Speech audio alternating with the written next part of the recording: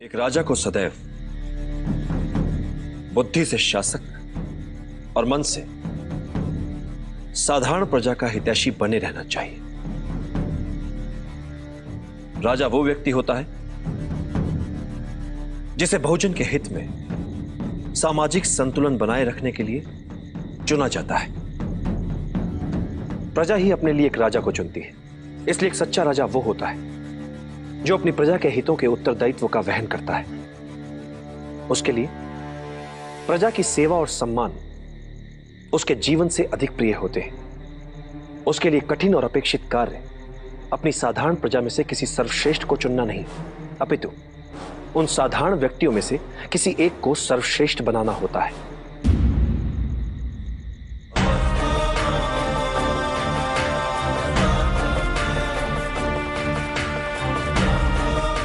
एक राजा के लिए सबसे बड़ी चुनौती होती है पूरे देश को सफलता और समृद्धि के महान लक्ष्य को प्राप्त करने के लिए न केवल उन्हें प्रेरित करे, अपितु प्रजा के लिए ही उन्हें प्राप्त करके भी दिखाए। एक राजा को उसकी सेना अमर नहीं बनाती और ना ही उसका धन वैभव। उसे अमर बनाते हैं उसके बनाए हुए मित्र, उसके किए हुए भले कार्य, उसकी अर्जित की हुई सद्भावना और सत्यनिष्ठा।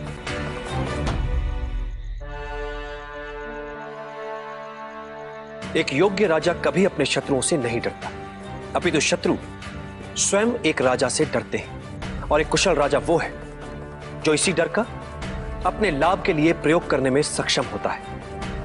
और बुद्धिमान राजा वो है जो राजा का कर्तव्य निभाते हुए भी ये कभी नहीं भूलता कि वो एक साधारण व्यक्ति ही है, जैसा कि प्रजा में एक साधारण व्यक्ति होता है।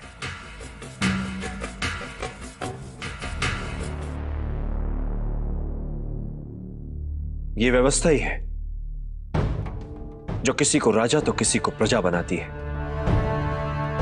और ये व्यवस्था कई छोटे छोटे साधारण जनों से बनती है। इसलिए राजा जो करे जो सोचे तो साधारण जनों के हित में।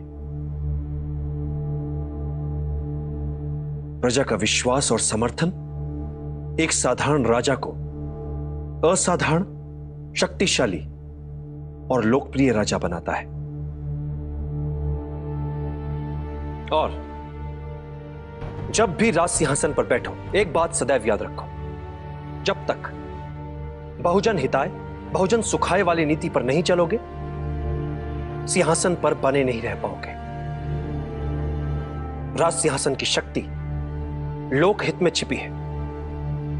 अन्याय और भ्रष्टाचार पर टिका राज्य नहीं चल सकता।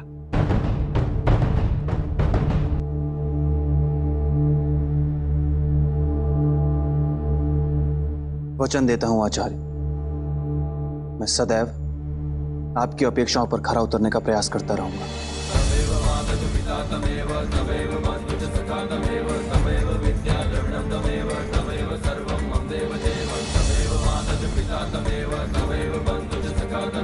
कल्याण हो।